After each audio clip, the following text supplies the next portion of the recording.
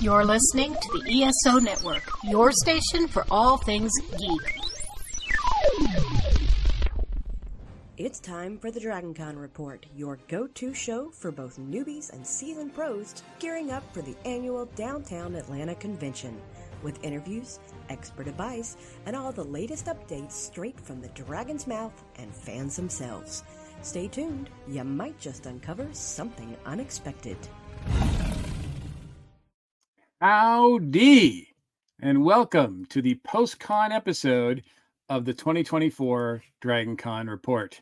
Yes, DragonCon 2024 is over. It's been over for, 3 weeks now. Has it been really that long? A couple over 2 weeks? I don't know. But don't worry. We're here to relive a lot of the fun moments that we had, as well as talk about some information for 2025. I'm your host, Mike Gordon, and I'm pleased to introduce you to the rest of our station crew, starting, of course, with Jen, who's here. Hello, everybody. I know, and I understand it took a little bit longer for you to recover, but Yeah. But you did so much. I think we all were so busy. Yeah. I didn't even feel like I was that busy this year, but yeah, I was busy. Yeah, we all were so busy. One of the busiest cons that I can remember. Not that it's usually dull, but man, it seemed like we were all running around, including Channing as well. Hold on, I just hit the wrong button. There we go. I was worried. I thought I got cut. I thought you guys really did replace me with the mongoose. I was worried. Hey guys, how's it going? Hey man, and to you can see Channing's image behind him if you're watching this on video. Yes, we actually all were at the same point. Like our schedules were so packed and so busy that this was like taken, I think, in the brief 2 minutes that we all were together. Yeah, yes. and for the whole weekend. And Channing and I actually got to share some drinks together on Thursday night of con. I am jealous about that. Party. For sure. I am jealous about that. But I'm so glad that we got to spend even that little bit of time together, because it's the first time we've actually all three been it's the first time I've actually met Channing in person. It's the first time I've met Channing. Yeah. And the funny part is I forgot I have the book and I was like, oh, I'm gonna have Mike sign it. And then because I was rushing, like, oh crap. And thanks to that was my first tiki party, and yeah, it's probably gonna become a regular thing. Yeah. After that experience. So well, especially now that I know the secret entrance. Oh boy. Oh yeah, the patio entrance makes such a difference. Yes. Yeah. Well, we will discuss all the good stuff that happened, as well as maybe other stuff as well. But let's get some business out of the way first and foremost. The DragonCon Report is an unofficial podcast of the con. We are not and never have been officially connected with DragonCon. And for all official news, we strongly recommend checking out the official website and all their social media outlets. We are a proud member of the ESO Network. On the ESO Network page, there's a direct link to our TeePublic store filled with all kinds of cool swag, including a very cool design for the DragonCon Report podcast. I saw some t-shirts while I was at DragonCon, and that's always awesome. So we appreciate you guys for that. We also have a Patreon page where supporters can access our, we don't have an exclusive reading of the guest announcements this month. So I don't know. We'll have to try to think of some other content that we can give to you, as we sail off. But thank you, patrons, for all your support. And it was so great meeting so many of you, listeners and viewers, this year at DragonCon. In addition to the video stream on Facebook or YouTube that you're watching right now, an audio version of our show is still going to be available through all the usual places. You can always access our past episodes over the last, 13 years now? Yeah, we're on season 13. Wow. At dragonconreport.com. And however you access our show, please like, subscribe, share, hit those buttons, and spread the word. We do appreciate you guys a lot. Leave us feedback or comment on the show. Please feel free to email us at feedback@dragonconreport.com.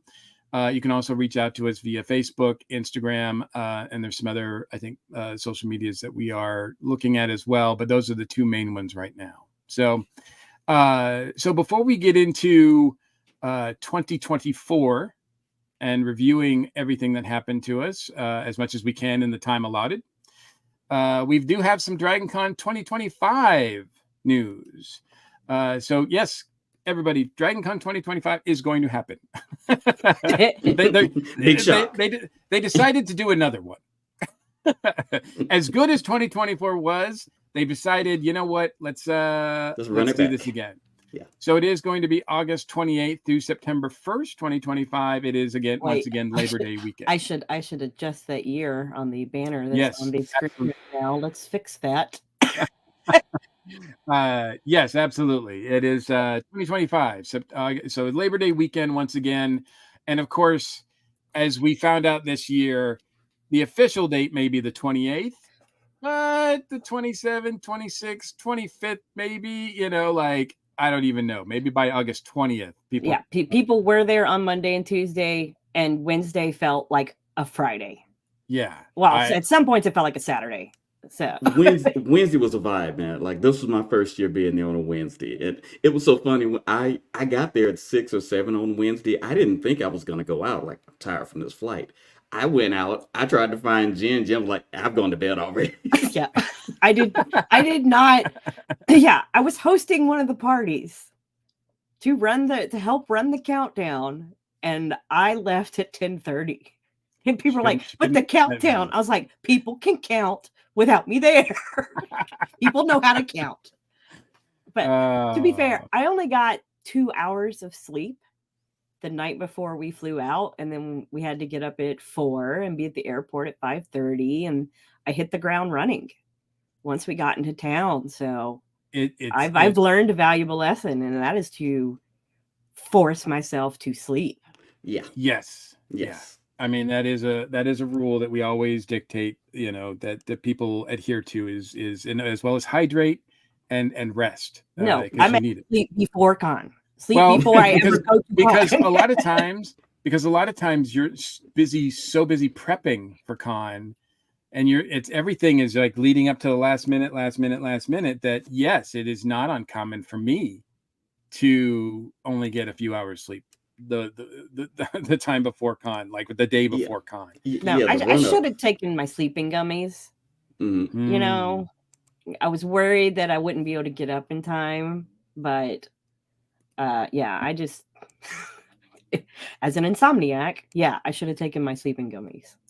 So for folks thinking about going to 2025, we definitely encourage you to do so. 5-day memberships right now are available, and they are $115, which plus fees. Plus the service fees. However, they were $100 coming out of the con. Mm-hmm. They've gone up $15. That is ridiculous in this day and age when people are saying that this is too much. Prices are going up. $115 for a 5-day pass at Dragon Con, to me, is one of the best deals you'll ever see. Yeah. And I mean, that's everything except, like the workshop. So you're getting the concerts, you're getting the parties, you're getting the panels, the show. Yeah, you're getting all of that for $115. And correct, that's only for paid workshops. There are some workshops with tracks that are included with your admission. Yeah, that's true. Yeah. To be clear, this does not include like celebrity autographs or photo ops or anything like that. I mean, all that is those are separate costs. So it's not that, and obviously the hotel and everything else. Dragon Con is still an expensive weekend, a pretty expensive weekend. But for the con itself, I have heard a few times that people leveling insults at Dragon Con by saying that they're money grubbers, and I'm just like, they could charge twice this. It was also twice this, and people would still it's just insane to me. Like you could say tickets were like $230, and I'd still say that's a pretty good bargain. Well, although let's compare it. You can compare it to other big cons. Compare it to going to Disney. Yes, absolutely. And even also Graceland. If you go to Graceland, it's I think like more than this. But also let's compare it to if you think you can't commit to the full time of con and you're like, well, I'll get a day pass.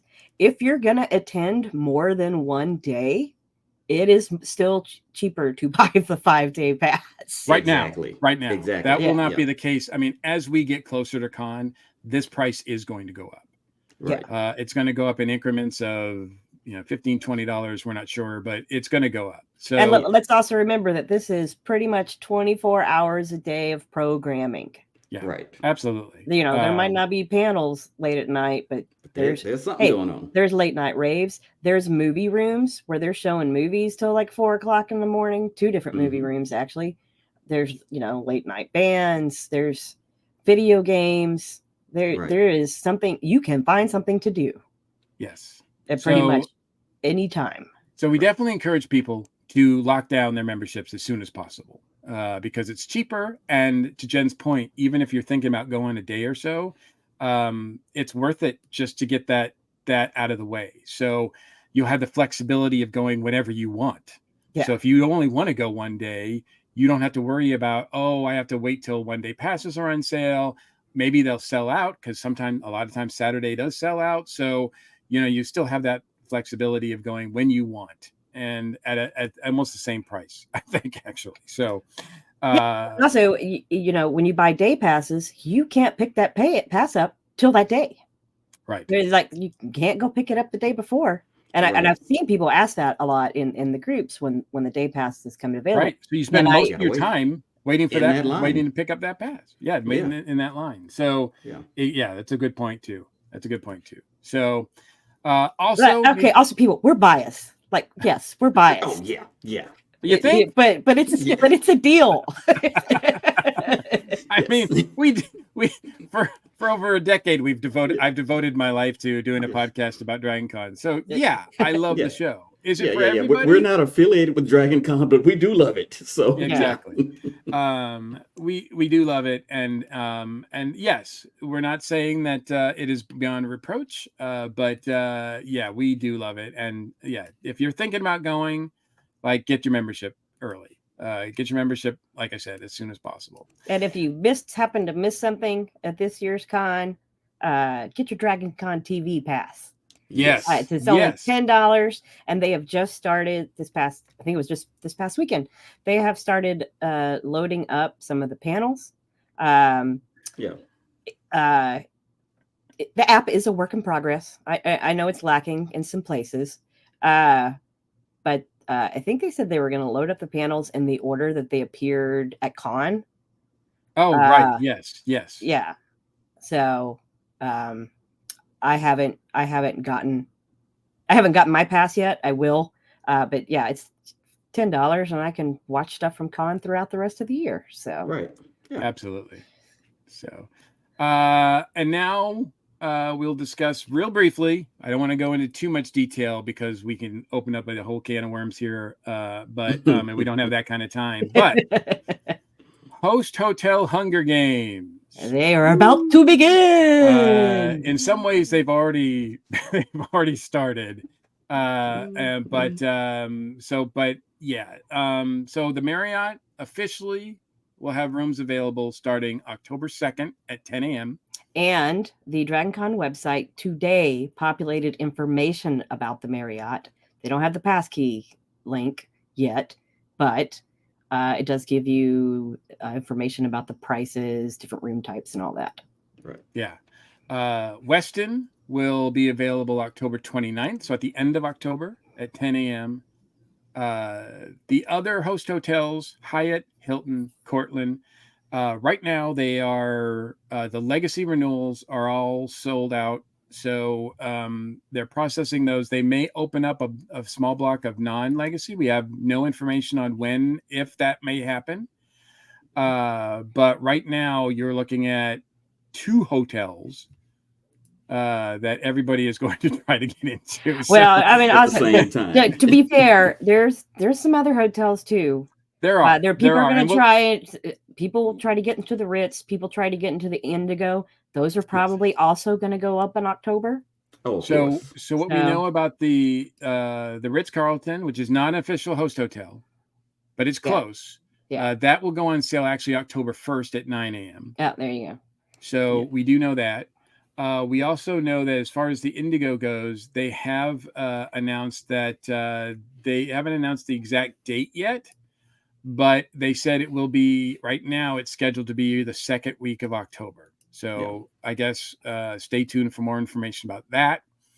And other hotels like the Aloft, you'll have to call and get information for as well. I've heard different things. So I'm not going to tell anybody anything. I'm not going to quote anything, but look, if you're interested in getting a hotel close by, a host hotel or any of a hotel around there, join the DragonCon rooms, the DragonCon Connection. They have now a Discord For the DragonCon Connection. DragonCon Connection, yes. So they will have up-to-date information on all of that. So that is the best way I can say to help you try to acquire a room. It's not easy. It's a pain. It's actually one of the worst things I think about DragonCon is how difficult it is to get a room and the stress that you have to go through.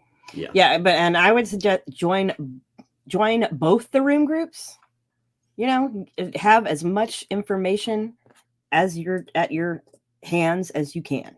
Yes, because it is not an easy process. And to be honest with you, last year it was like every single instance of every hotel had issues. Yes. We documented it. We reported a little bit about it, but it was a nightmare across the board. From what and some hotels were better than others, but you know, there was a lot of things that went wrong last year. Hopefully they've learned from their mistakes and these will go much smoother this year. I know I'm trying to say that with a straight face. I'm giggling. I'm giggling in Cortland. You are a Cortland supporter. No, I have my room booked, but I'm giggling. Prisoner. I'm giggling at how it was once again handled this year. It was better than last year, but there was still some craziness involved. Yeah, Jen is a supporter of the Cortland, but she is not an apologist for the Cortland. No, and I really try not to complain too much about them because I don't want to be one of the people that gets screwed over. Right. They're looking up your name now. I've lucked out and like I haven't ended up in one of the mushroom rooms. I haven't ended up with a broken AC. I did end up with like our sink and our tub did not want to drain this year, but I was like, I am not calling maintenance. I'm just going to deal with this. I'm going to keep my mouth shut. You think they blacklist people who call maintenance?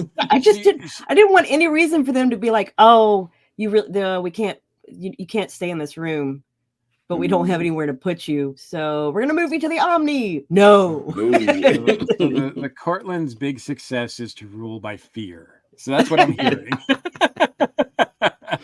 That if people talk back, then there goes their legacy. Boom. Right. No, to be fair, we're not technically legacy. We just get first crack at booking, but somebody always posts the link publicly. Of course. Oh, it never fails. Yeah. You've got thousands of people. But see what it is. Yeah. The thing is, it's someone staying there that's posting it. Yeah. Because we were sent it by text. Well, they said they're going to send it by text and email. Not everyone got. Some people got a text. Some people got an email. The people who got text, they were getting it staggered. And then the people who were getting it emailed didn't get it emailed till 4 hours after the text started going out. And by then, someone had posted the link publicly. Yeah, it's crazy. It's called the Hunger Games for a reason. It is. I think Hunger Games was a lot more organized and than this is. I think the Hunger Games, you had a chance. You had a fighting chance. You knew the rules of the Hunger Games too. They didn't change from year to year. Well, it's like from minute to minute. Well, it's like if you're going to let your people who stay there book, like do it like the Hilton and Hyatt does. I mean, granted, now they send out an email before you even get to con saying, "Hey, you want your room for next year," but it used to be everyone gets their own individual link. It's not the same link that everyone can access. This year, and I know we'll get into our 2024 review, but this year it was great because all the hotels had themes, geek themes. I do wonder if they were going to get to a point where they will embrace their geek theme, like they will all just be Hunger Games themed. So, okay, so that's the hotel information that we've got. Again, it's not a lot to help, but hopefully you guys can use those sources and help get you situated for next year. We do understand that it's difficult. If there's any way that we can help with that, shoot us an email, contact us, and we will see if we can look into. We will give you the right place to go. We will. We cannot book the room for you. No. No. Well, maybe for a fee. For a fee. No, I don't want those problems. Even for a fee, I don't. I was going to say, have we mentioned that we're looking for sponsors? So we can scratch the Cortland off that list, apparently, of possible sponsors. So there's been some dates floating around as well, as far as guest applications and everything like that. But to be honest with you, I was not able to confirm that they are actually 2025 dates for guests and everything like that. Usually guests, the application opens around December. So we'll see if that's the case this year. I would say, just keep paying attention to the official sources because they will let you know. Right. And we have gotten some dates that I guess are tentative, but we'll see for the volunteer meetings.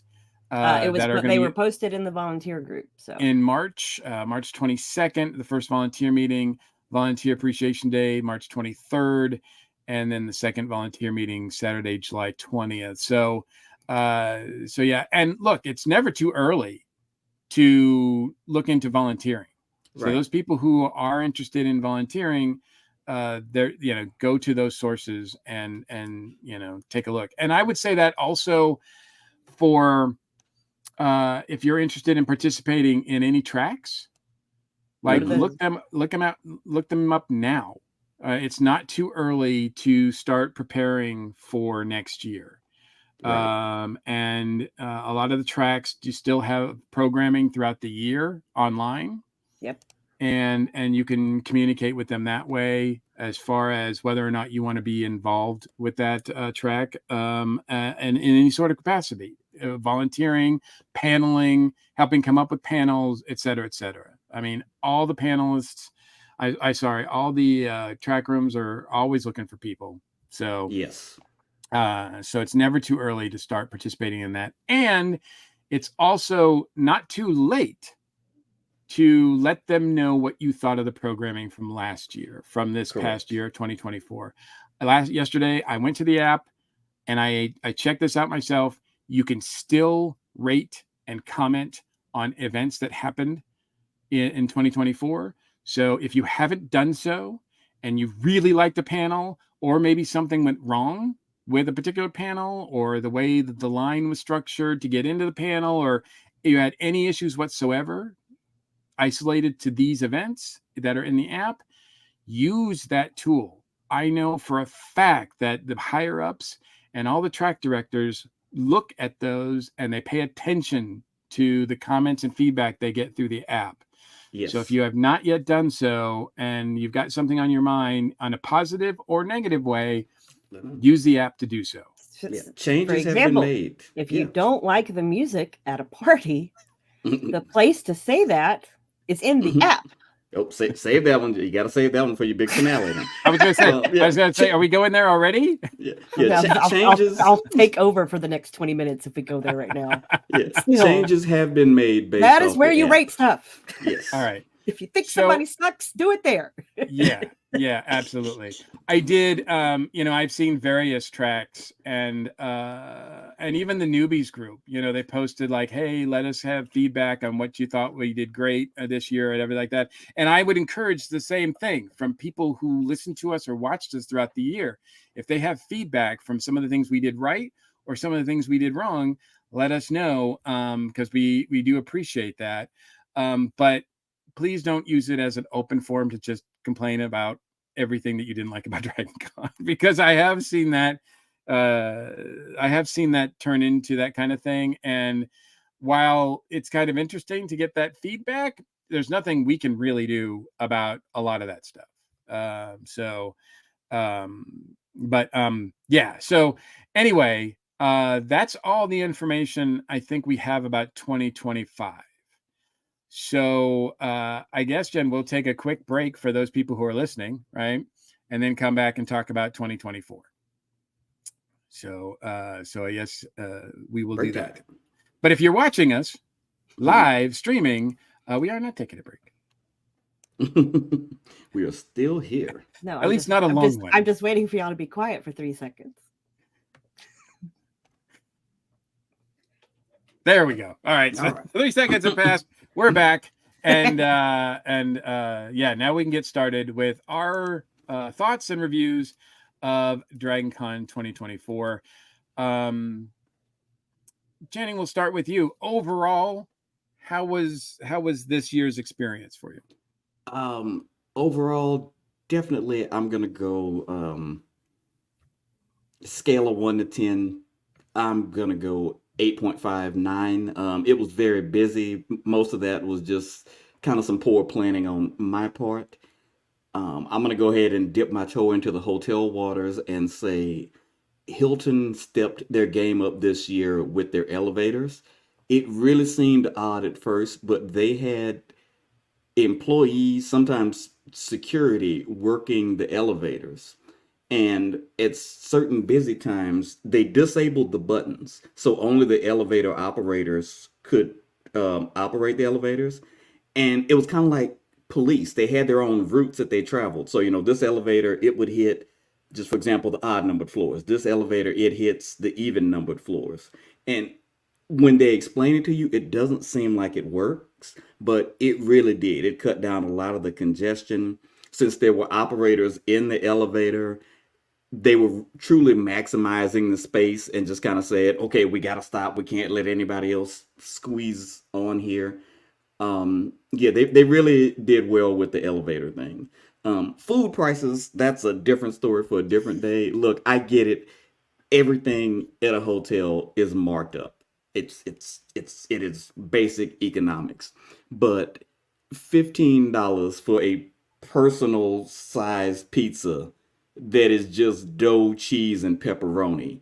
But why are you eating at the hotel? Well, this is one of those things. Some of this, again, was poor planning on my part. I had a situation where there was like an hour between panels. It's like, crap, I can't go leave. And yeah. So again, I accept some personal responsibility on this.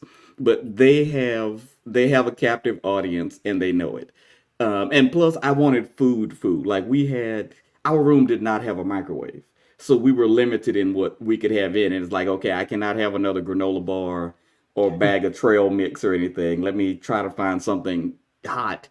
And that was my option. So I understand it, but it doesn't make it any easier to shell out that kind of money. That and the $9 water at the Bunny Hutch party, which that's a Marriott thing, not the Bunny Hutch thing. But, I'd had a few adult beverages and just said, okay, I should probably get some water. They didn't have any water coolers in there. I expected to pay 3 or 4.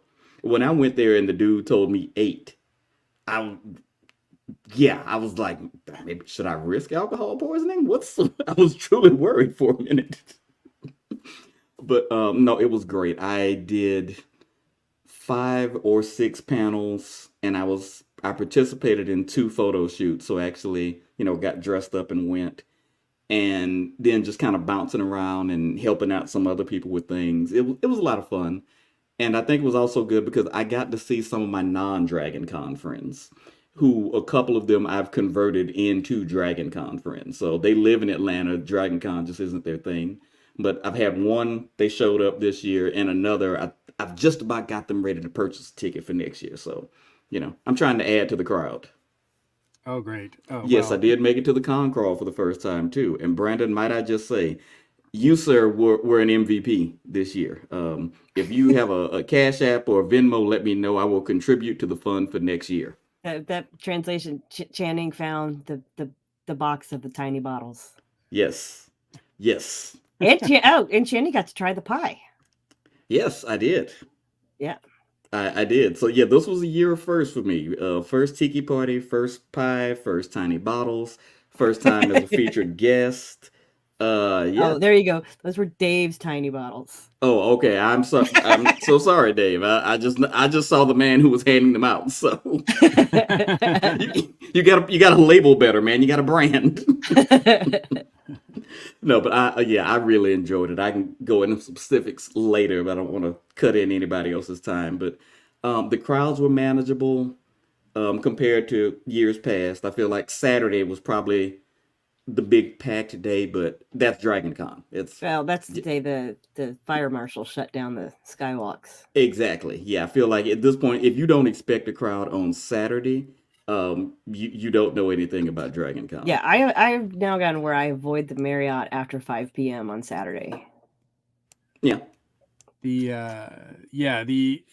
guess I should have read this off too at the beginning, but with the official press release said that Dragon Con attracted 72,000 attendees.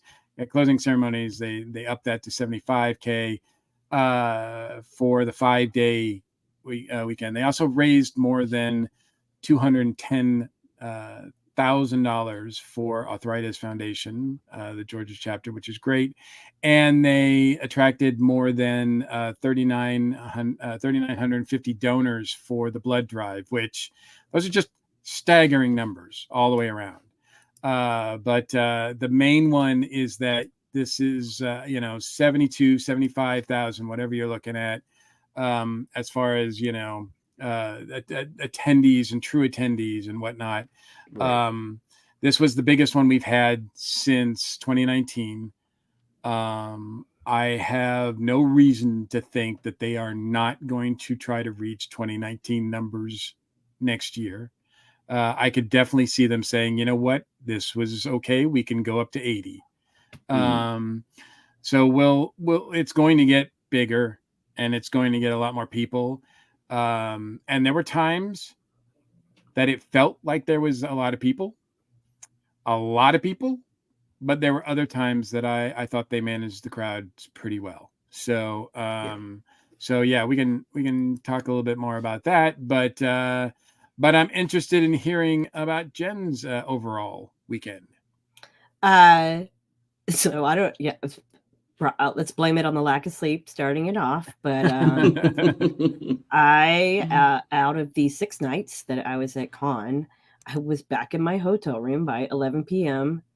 pretty much for 4 of those nights, at least 3 of them, which is really lame for me.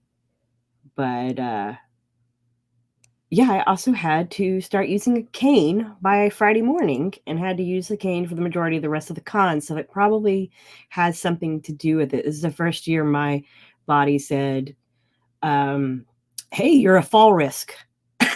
Your knee's going to lock up and you're going to go down. So that was a bit weird to have to adjust to.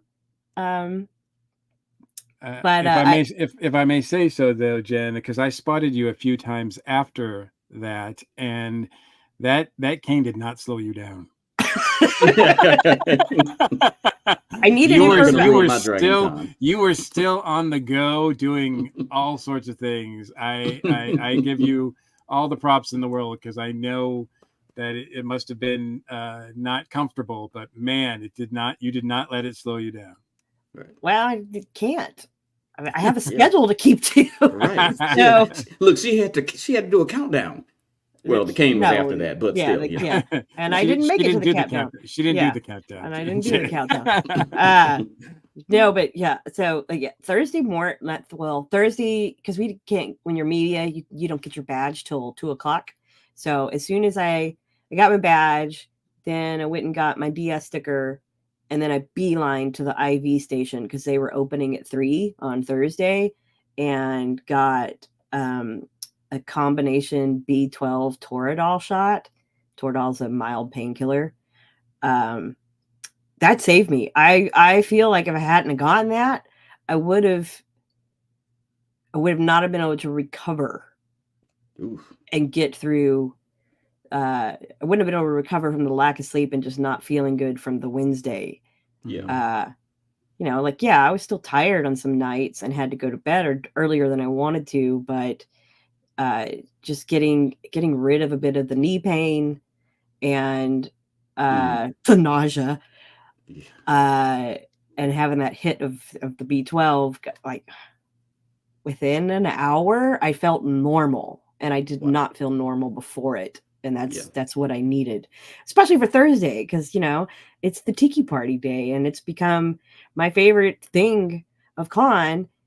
And then now Thursday's even better because I made it to the 120 minutes party, and it's only its second year that has happened. That is the best party I have been to, like dance party at con I have been to since my first year in 2010. Wow. That is high praise. That is high praise. Now, what is the 120 minutes party for people who don't know? So 120 minutes used to be a show on MTV, early 90s, and it would come on after 11 o'clock at night, and that's where you would see like the crazy videos, like from The Cure and Echo and the Bunnymen and Depeche Mode, and you'd find out other new wave bands that you hadn't discovered. You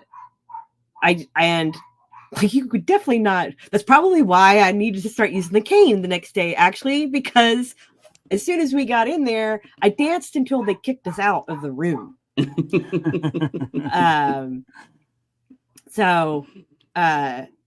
I messaged Brandon because he had the crawl somewhere else, and he's like, we might try to get in this party. I was like, no, y'all need to come in here now.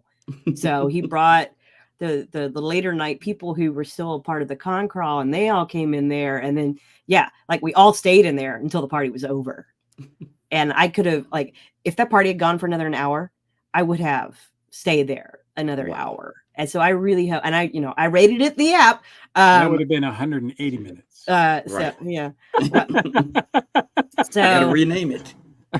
I hope that they bring it back next year, because that's going to become a part of my Thursday rotation, and I'll get there earlier. Right. Because I think it started at 10, although I think I still might have been at Trader Vic's till then. Because Sven didn't get there till late to his own party. Because he was setting up his booth. Kevin says it's his understanding that they will be doing it again next year. Awesome. Mm-hmm. I hope you're able to do it again every year.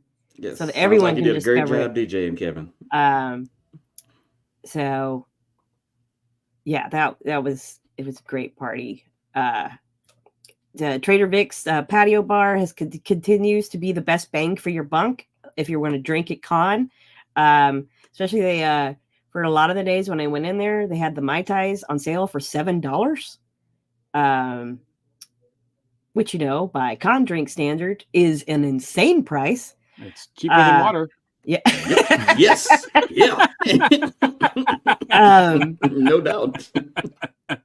But I still, because I think my husband, when we went to the 120 minutes party, my husband went and got drinks at the Pulse Bar, and he came back. And he was like, 3 drinks, $75.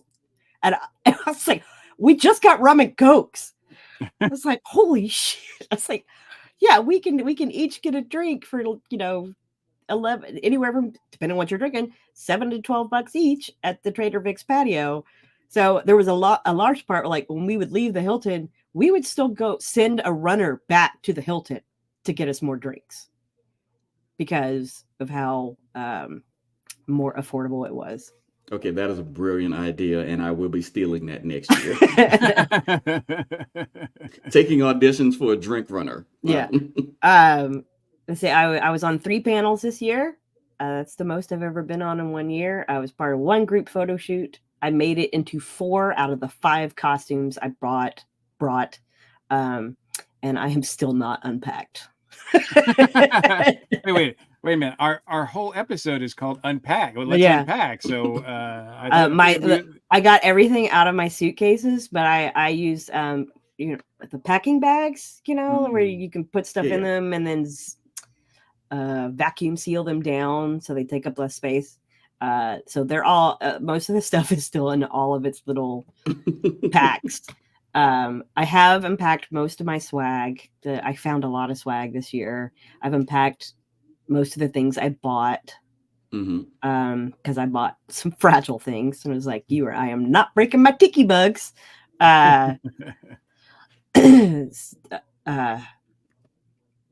Yeah, and then I hung out in Atlanta for a few more days and came home with COVID. So yeah, 2 years in a row. Oh, I'm so sorry. And now I hope you break the streak next year. And then please. COVID turned into a bacterial infection in both eyes. Hence why I look a little plainer than usual to our viewers out there. I can't even wear my glasses.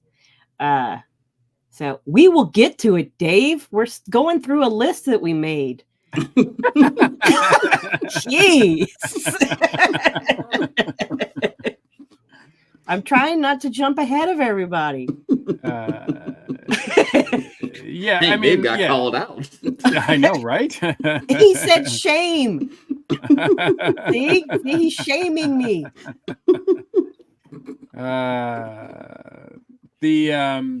Yeah, we will try to get to everything, but it's difficult. But both me and Channing both have a paragraph written about your announcement, Dave. Don't worry, we're gonna get to it. Absolutely. You do matter. It's amazing talking about something that nobody was allowed to talk about.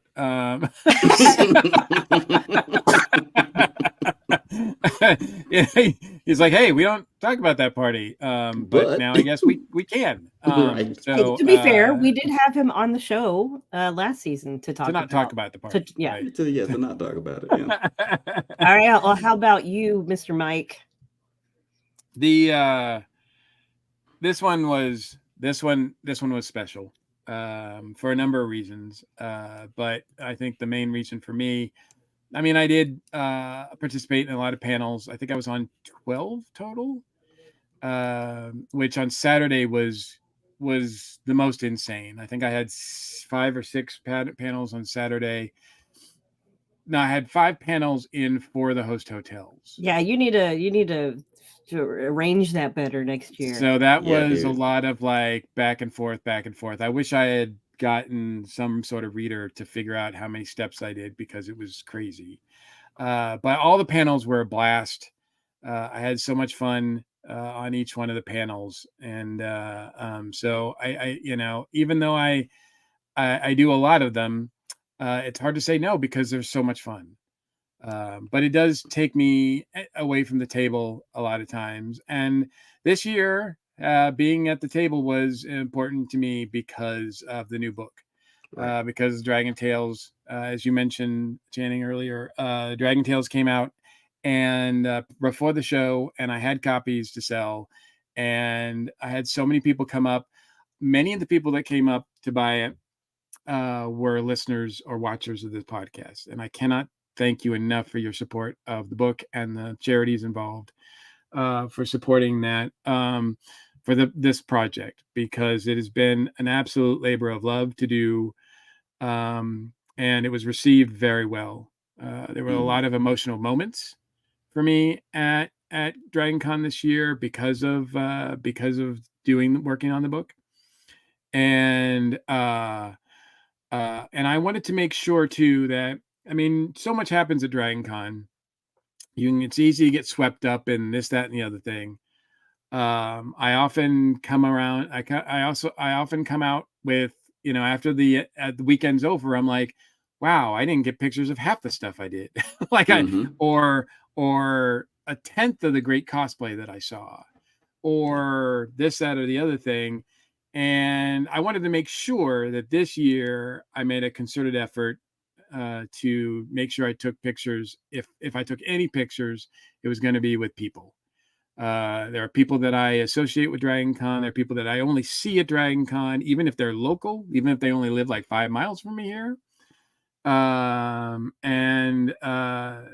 they are members of this tribe that I've grown to love over the past 30 years that I've been, going to Dragon Con. And I just wanted to focus on that. And I think in that way, it made this year a lot more special. I'm glad that we got to connect for as brief a time as we did, the three of us. And I got to see day one. I got to get all the Massachusetts Kevins together, which was amazing to me, which only makes sense to me. Mm-hmm.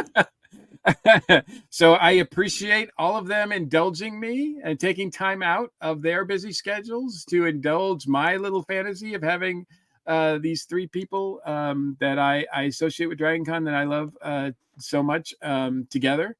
We even got a few of the Michaels together. So a lot of great moments. And like I said, the book was a great success. We sold out of all the copies that I brought. It's been selling well on Amazon, which is still available there. You can get it there. Hint, hint. Hardcover and softcover are both available on Amazon, and there will be a digital release pretty soon. I need to get that straightened out by the end of the month. But yeah, I cannot thank people enough for being involved with the book. All the contributors that that were there. It was great to connect with them. There were a lot of contributors that I didn't get a chance to connect with. So I'm sorry. And I will have your copies sent to you with pretty soon. I just ordered some more books. So hopefully those will be coming in the next week or so. So I will actually have some on hand to distribute to the contributors as well as to have with me at other shows that I do. But to Channing's point, this was the first time I stayed at the Hilton. I have stayed at the other host hotels, except for the Cortland Grand.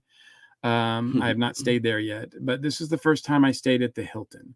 I was a bit concerned because it's so far away from the America's Mart that I thought it's a bit of a hike. They're shortcuts.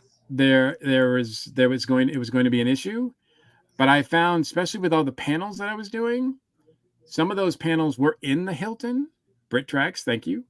So that made it pretty easy for me to just sort of roll out of bed and go to my panels sometimes, or that would be the last thing I did. I'd go to the hotel, do the panel, and then go up to my room.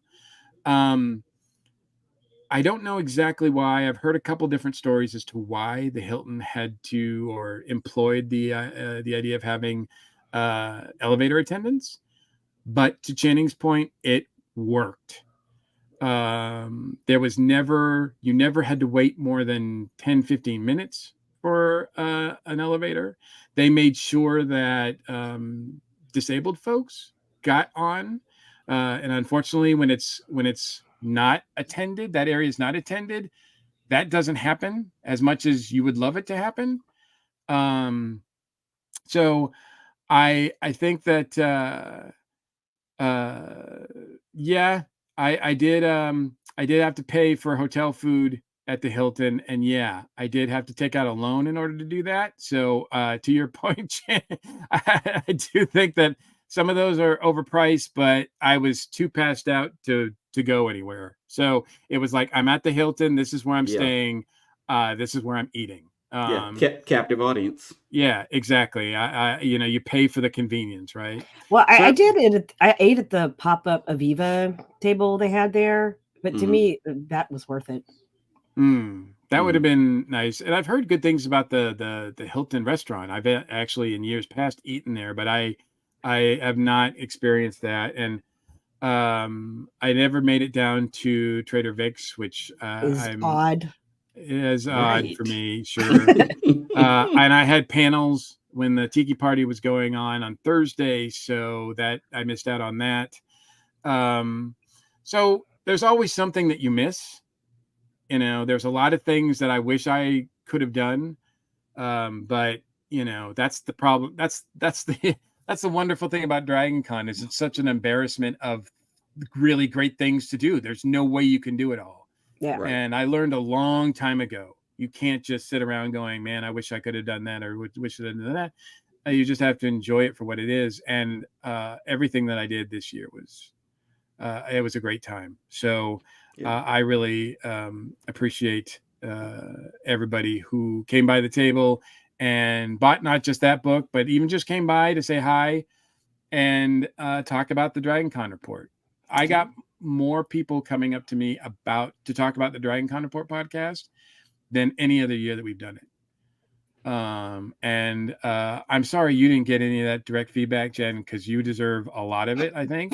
You didn't have to bring that up on air. But I think that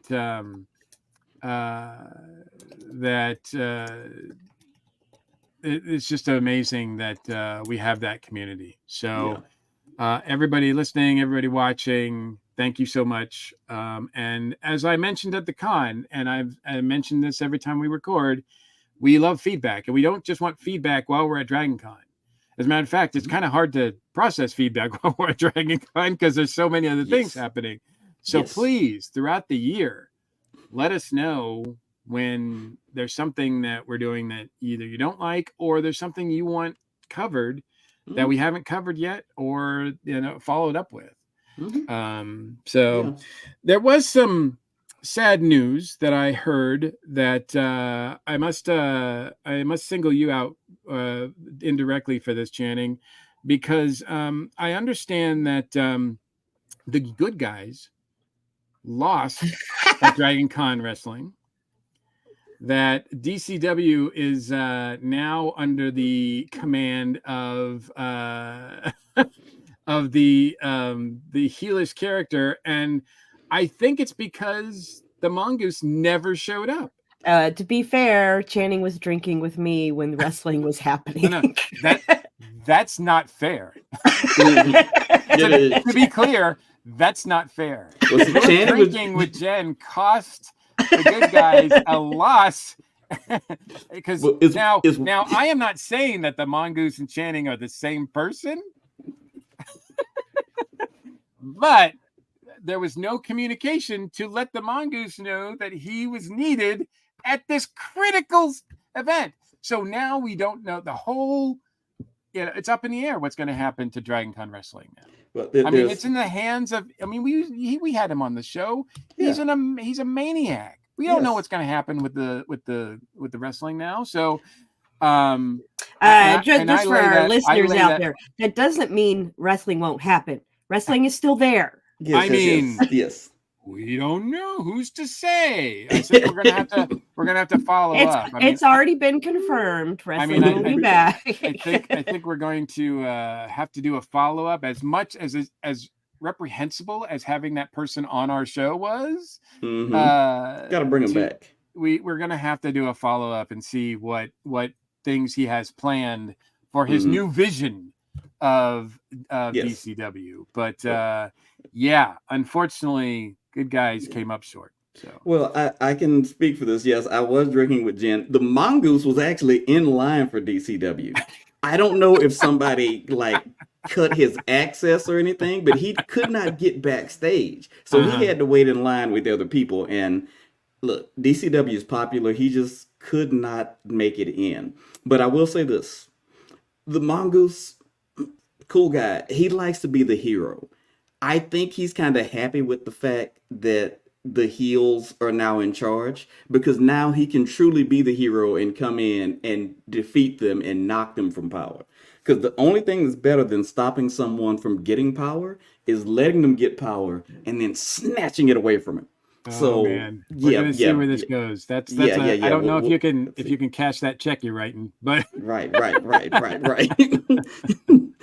Hey, Mongoose, he's his own thing. He's his own. But as disappointed as I was hearing that news, I will say I was really uplifted to read the story of I believe she goes by Cosplay Kamala, that wrote about your involvement with her, Channing, and getting her to to sort of make Yes. that cosplay happen and to a great success. So that was really nice to see that you had that Yes. positive impact on a person there.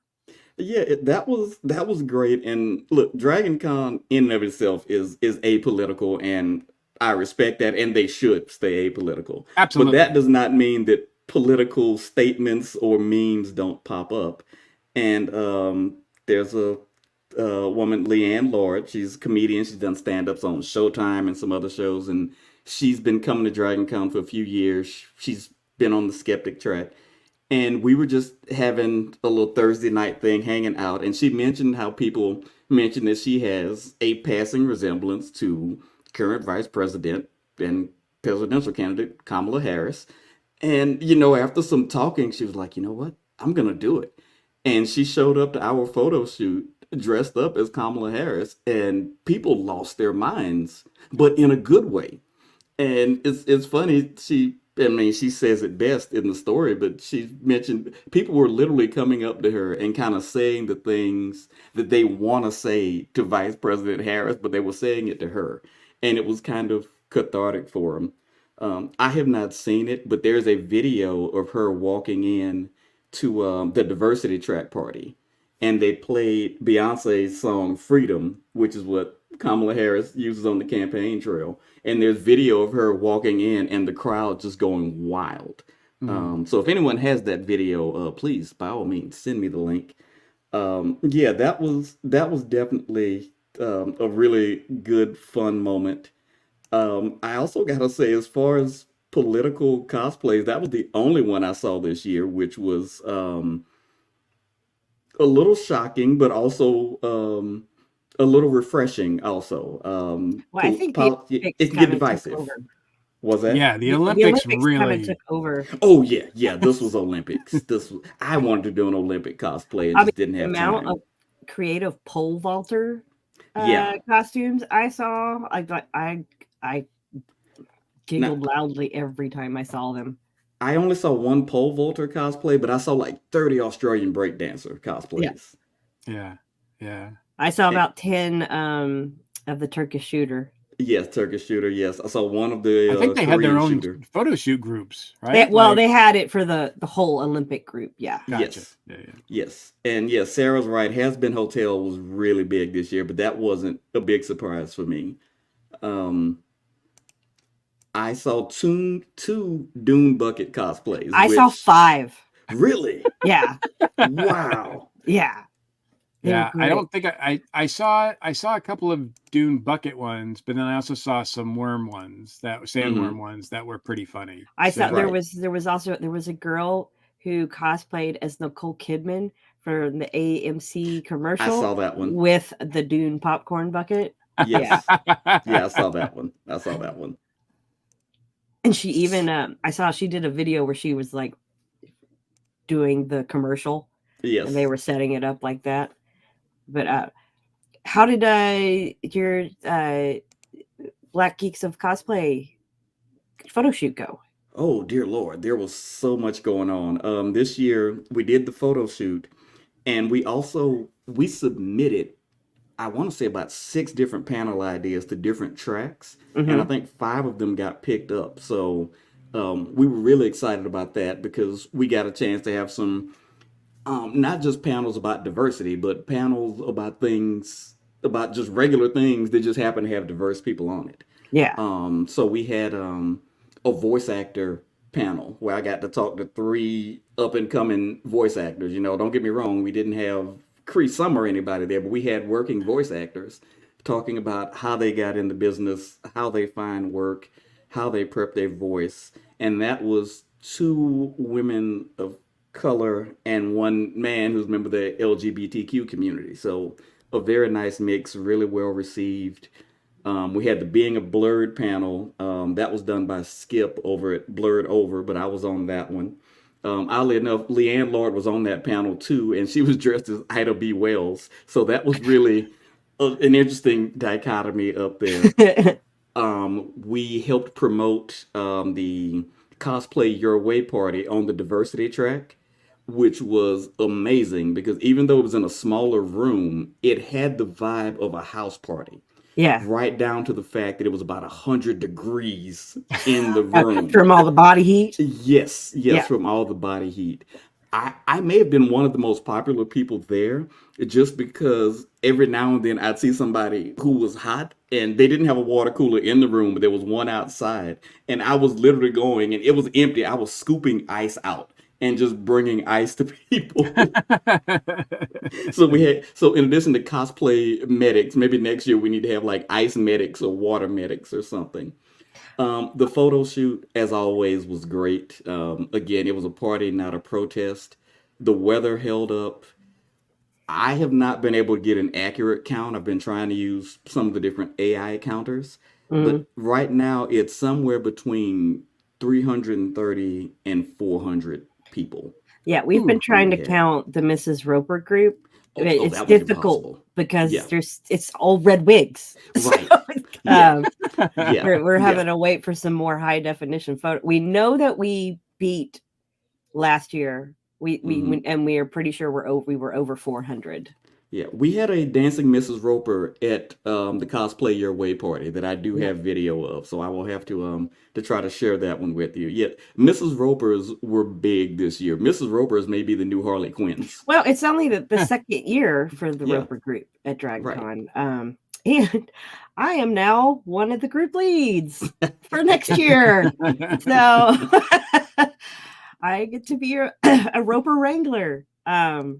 Yeah, I'm now one of the admins of the group, and I'm gonna help set up our schedule for Sunday next year, help set up Right. the photo shoot. So that's something new to add to the schedule. Right. Because you don't have enough to do.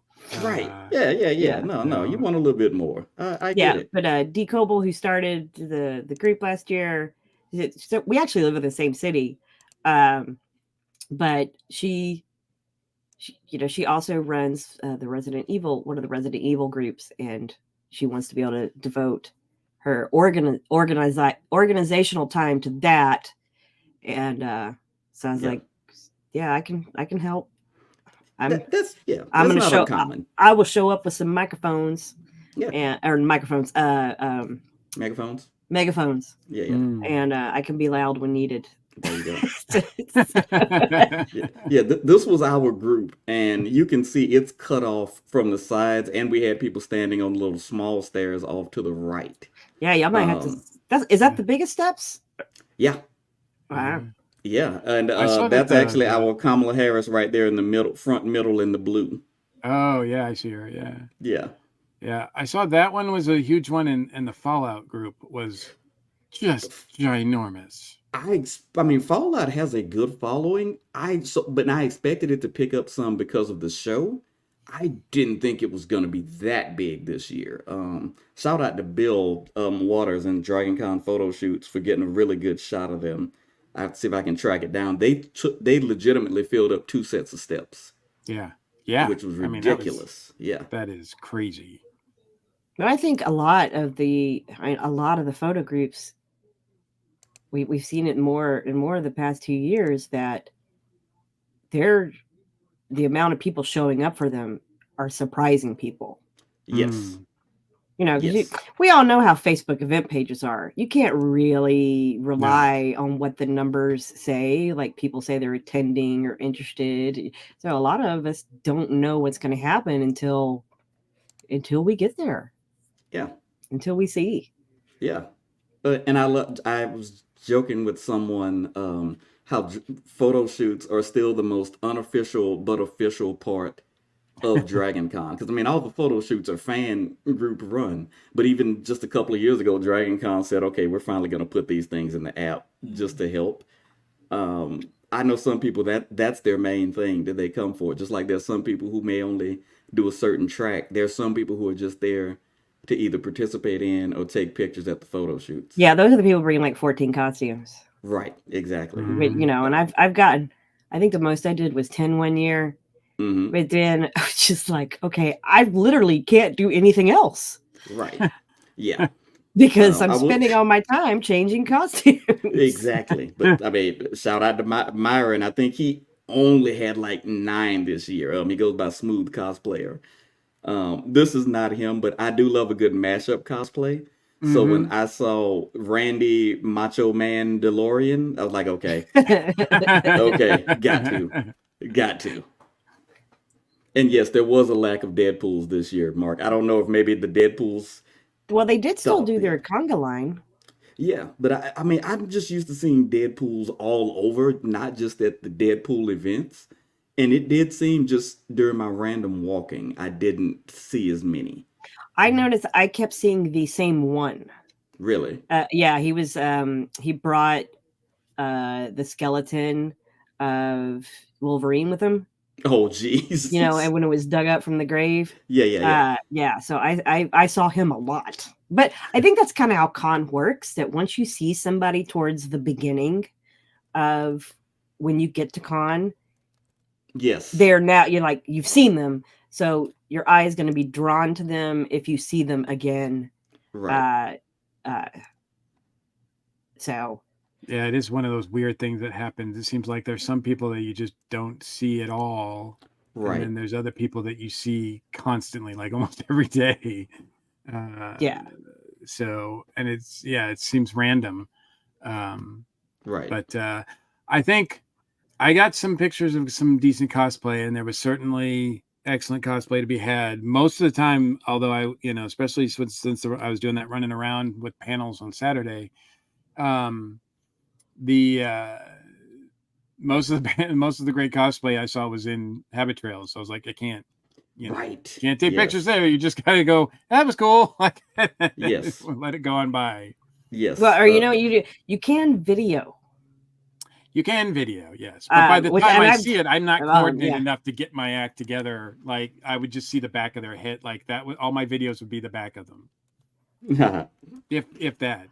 Because by the time I got my act together, I'd be like, yeah. So, but it is interesting. Like I have videoed myself going through the habit trails before, just because that is fun to watch, especially like after like years after con's over, and just Right. watch these videos. And because with the habit trails, you just never, like, it's just a stream of people coming at you, and you have no idea what you're going to see from cosplay to cosplay and person to person. It's Or just, when a sing along will break out. Like it's those are just my favorite delightful. times. Yeah. Yes. Yeah. I do want to bring up a few things before we wind down the show. All right. One is, hey, listeners, y'all are used to us ending our seasons with this episode that we're recording right now. That is not the case this year. We are going to start doing more episodes. So we will be back in October for episode 11 of this season. We're going to talk to a few tracks and get some people to come on, tell us how their track grew this year and what have you. So, and then we might be back in November. We're going to see how next month goes. But there are so many things at con and so many people who help make it great. And we just think we need more episodes to be able to showcase those people and help keep building up hype for con all year long. So we will be back next month. We don't know the date yet, but so that's something to look forward to. Also, I'm going to try not and rant too much about this.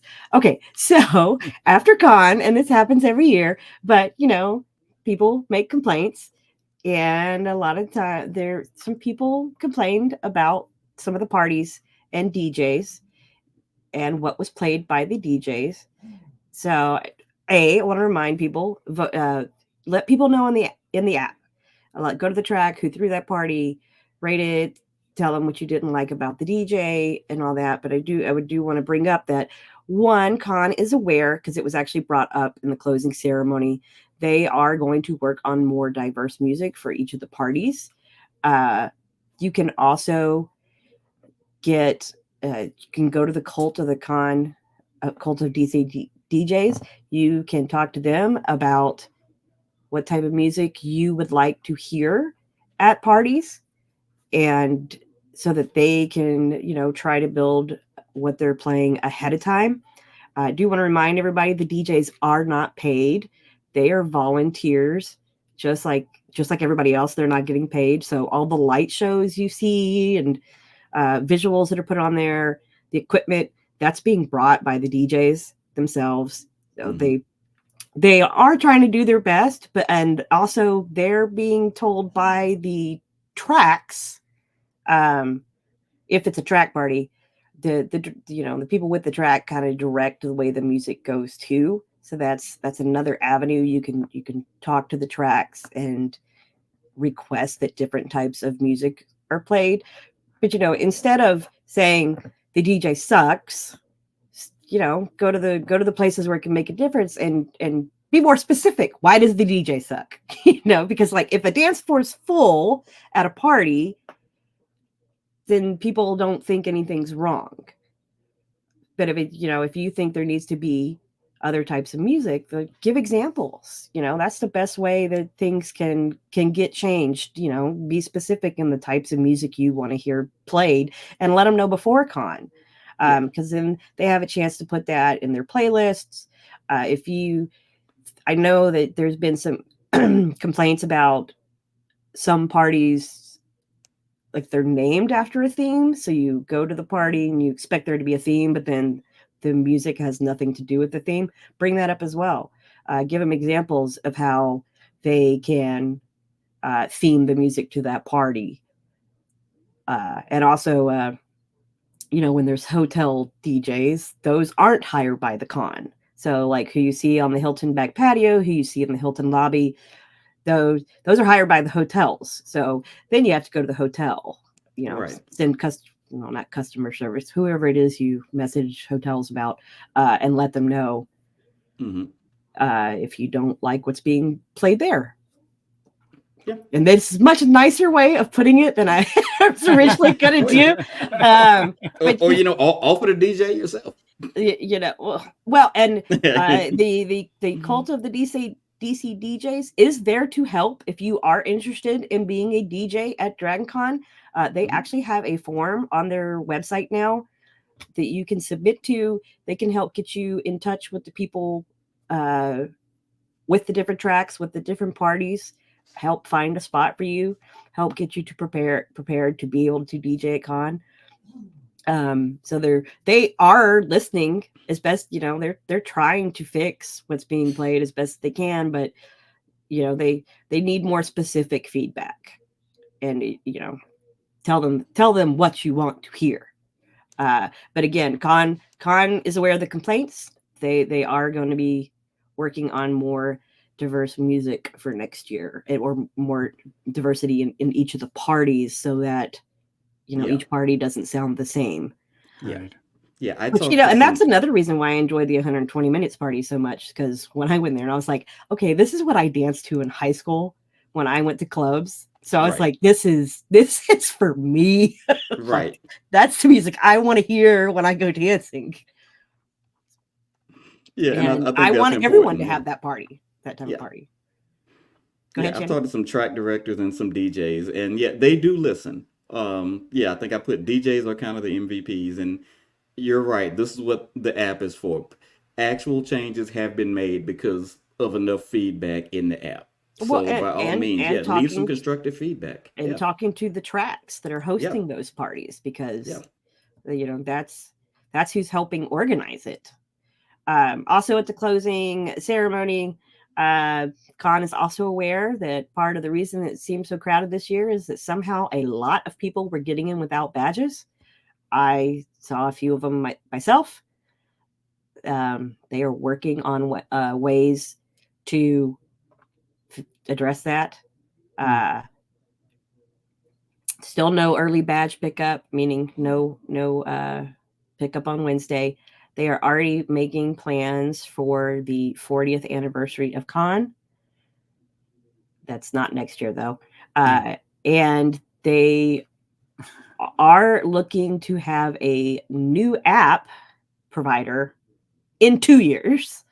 But they are aware that the app can be wonky, and they are not going to officially start Con on Wednesday. But we all know that Con starts on Wednesday. There are so many like unofficial things that are attributed to Dragon Con. I mean, we've mentioned heck, we're one of them, I think. But you know, whether it's the newbies group or the photo shoots, you know, there's so many things that are happening. The cults, and there are two new cults this year. Yes, just two. Yes, only just- two. Only two of that I know of. We have the Cult of Misconnections. Oh yeah. Dragon Con themselves, whoever it was running their social media that day was full of snark, and I was here for it. It was hysterical in the Dragon Con official group, watching the conversations. It really, when I was dealing with being sick after con, it really helped with all the having some giggles to go for it. And there's also a Cult of the Cannon that we saw on social media popping all over the place. It made an appearance at the ADP party and got really popular all throughout that. So now it has its own group. And okay, I have to know, did someone try to take a shot out of it?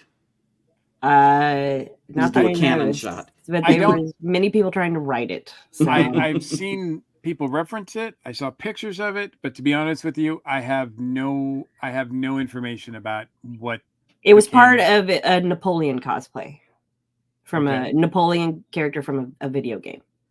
Gotcha. And it was just sitting out.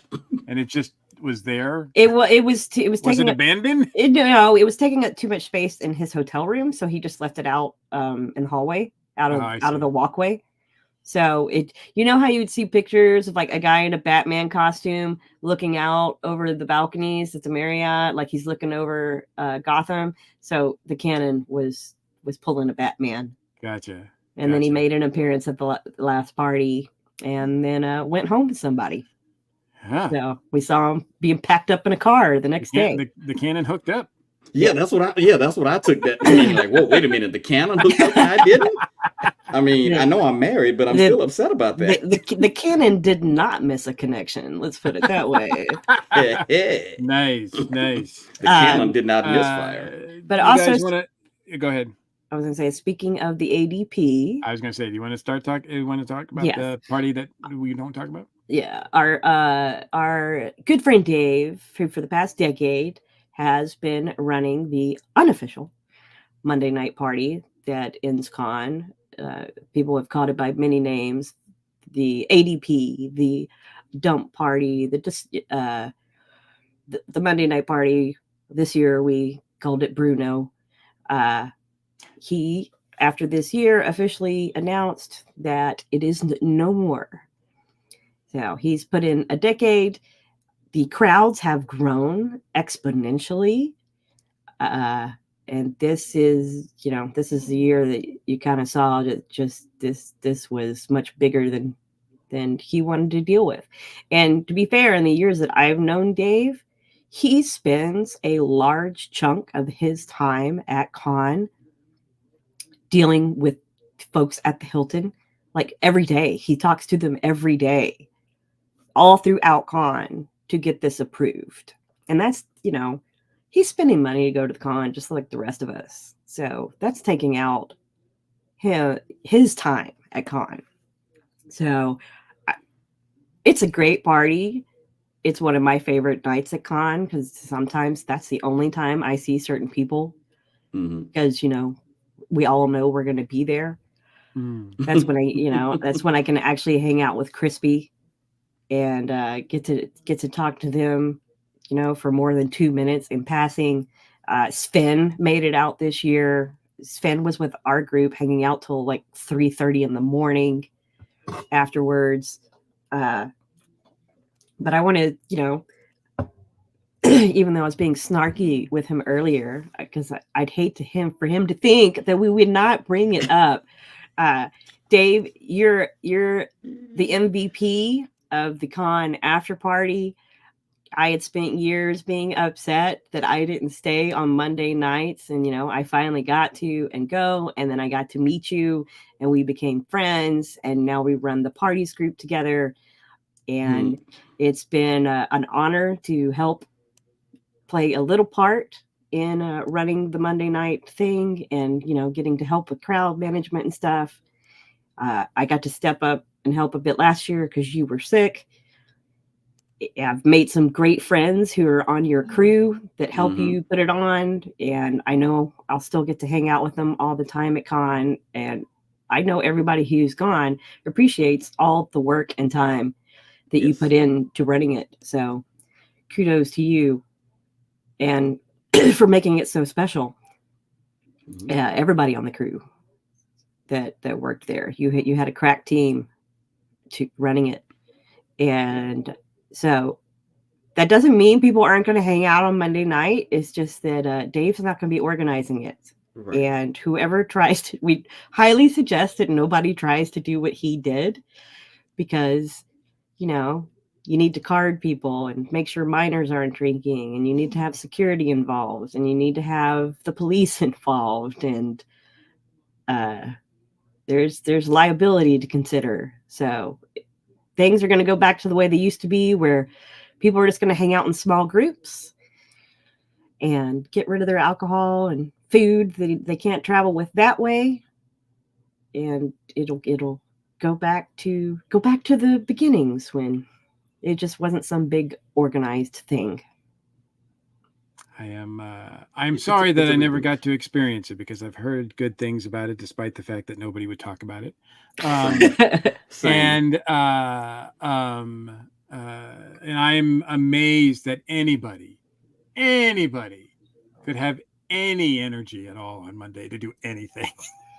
Hey, So there's the some fact people the that fact really that hit people are it. there doing stuff, Right. just is outstanding. I've never seen it. I mean, I wouldn't be surprised if we had over 200 people this year. Wow. Like we were in a big ballroom. I think we were in the Hilton East, Grand East ballroom. And there was, not only a lot of people in the room, the Hilton actually allowed us to hang outside of the room this year, and they've never done that before. And people were allowed to go up and down to the smoking areas, and they haven't done that before either. So you had, games of werewolf out in not the lobby area, but, around the out in between the two ballrooms facing each other. And, right. Zan was there with the big dragon that she won, and the cannon was hanging out against the wall. And so it was, the cannon was there. All right. Yeah. All right. No, it was now it's a party.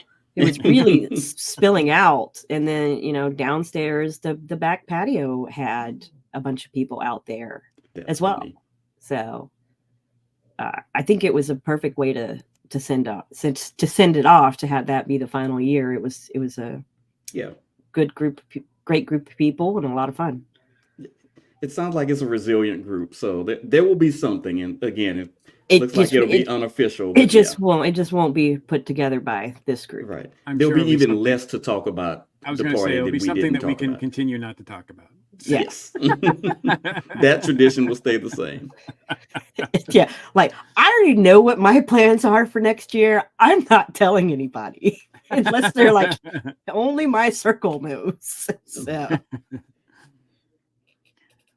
Well, very cool. Any other last thoughts about this past Dragon Con? I know we've covered just a fraction of everything that happened. Didn't even get to talk about Jen's appearance on the Tiki Pop Art Party, which was amazing. Mm-hmm. That was our 9th annual Tiki Pop Art panel, and it still continues to be a great success as far as the audiences that we get and the people that are on the panel. So yeah, I hope I can be a part of it again.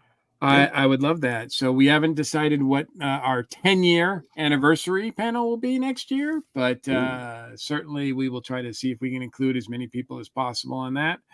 And as Jen pointed out, we will be doing more episodes to talk a little bit about the after effects of 2024. Oh yeah, before we get out of here, shout out to Charles and everybody at the Digital Media Track for having me be a panelist twice with them this year as well. I look forward to working with them again next year. Yes, absolutely. And yeah, I personal shout out to Jamie and Rachel and Regina and so many of the volunteers and Right. staff at Dragon Con this year that just made everything run really smoothly. It is always an honor for me to be there as a guest, so I never want to take it for granted. And I appreciate all the involvement of all the track directors who, I was on 12 panels, and that's because 12 people thought that I had something to add to the discussion, at least 12. And I appreciate that as well. And for everybody who was there, who came by that I saw, and there's so many people that I didn't get a chance to see. So we'll have to do it again next year. Oh, of course, of course. I mean, again, this was a fun year. This was probably my busiest year. Thanks to everybody who helped me with the Dragon Con, Black Geese Dragon Con events. We had more volunteers this year than ever because I'd always been scared of getting them, but it worked out for the best. It's always good to get help. And thanks to the listeners, I was not expecting to be as recognized as I was, which was kind of weird. I was in an elevator and one guy was like, "Your voice sounds familiar. Are you on a podcast?" I'm like, yeah. And then there was another guy after we finished our late night comics panel, which I'll have to tell you guys later about what happens when an underage person shows up in a late night panel. Hey, we can talk about that on next the- month's show. Yeah, this guy came up and he's like, "So, did the Mongoose make it to DCW?" I mean, people know that I'm friends with the Mongoose just from this podcast, and I think that's great. Some other people, yeah, I was not ready for that. So, Well, the yeah, it Mongoose was might great. have to be on a panel next year, is what it sounds like. I'm brainstorming some ideas. I've already started talking about panel ideas with friends, and there's kind of something there. But yeah, definitely a big help. I think it was Arbor. She took a picture and tagged me with my favorite Dragon Con report host. I was like, okay, the bar's pretty high there, but all right. So yeah, just thanks to the fans, and as always, thanks to you guys for putting up with me. The Canon. Yes, special shout out to the Canon. We're gonna Canon and Mongoose in a tag team match next year at DCW. Yeah. Well, if Scott has any way to say about it, I think the Mongoose is probably going to be banned from Dragon Con for life. Yeah. If he knows what's good for him, yeah. He knows that would have tipped the scales. Right, right. For sure. All right. So, and again, I think thanks to everybody for listening. Thanks for everybody for watching. We are full of gratitude, and we are still recovering from the 2024 Dragon Con. So, as we do that, we will let you know when the next recording time is. So please feel free to reach out to us and watch this space for more content this year. But for now, we're going to draw a close to this episode of the 2024 Dragon Con Report. Big shout out to our station crew. Channing, thanks. It's been a great year so far. And so much so that we want to do more. Hey, loving it. Can't wait to come back and see all the new and wonderful things that we're going to have in the coming months and years. Absolutely. And thank you, Jen, for, again, working your magic on both sides of the webcam this evening, and always. Always a pleasure. And, our listeners, viewers out there in Florida, I hope you're all safe. Yes. This upcoming couple of days with all of the weather. We wish you all the best. And we can't wait to see you next month back here on the show. Absolutely. We try to cover all we can with these episodes, but to keep up with the latest news for 2025, please check out the official Dragon Con website, all their social media outlets, Facebook, Instagram. All the fan tracks are active on the social medias as well, so check them out. We are a proud member of the ESO Network. On the esonetwork.com page, there's a direct link to our TeePublic store filled with all kinds of cool, geeky swag. We have a Patreon page where supporters can access our past readings of this month's of the monthly Dragon Con guest announcements. So we will see if we can come up with some other content for you guys to have that we can mispronounce throughout the rest of this year. A dramatic reading by the mongoose. Maybe. Thank you, patrons, for all your That could support. be scary. Whether you're watching or listening to us, please help support our show with a like, subscribe, and a share. That doesn't cost you anything, and it does help us out a lot. If you want to leave us direct feedback, please feel free to contact us at feedback@DragonConReport.com. You can also reach out to us individually on the social medias, too. Thanks for everyone for joining us. I'm your host, Mike Gordon, and as always, it has been my pleasure. Take care, stay safe, and we'll see you at the con in 2025. Yes, indeed. Take care, folks.